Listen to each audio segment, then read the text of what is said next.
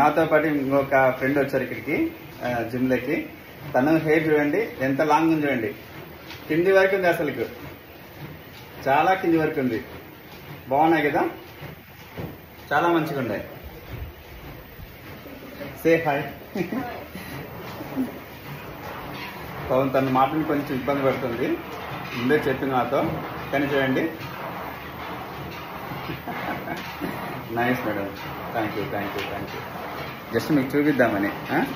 వాళ్ళకి వీళ్ళకి ఎలా ఉంటాయి అంటే ప్రతి ఒక్కరికి ఎలా ఉంటాయని కాదు, కొంచెం మార్చుకొని ఉంటారు వాళ్ళకు. దాన్ని బట్టి మనీని బట్టి అంటే దానికి ఒకదానికి దగ్గర చాలా ఖర్చు అవుతుంది.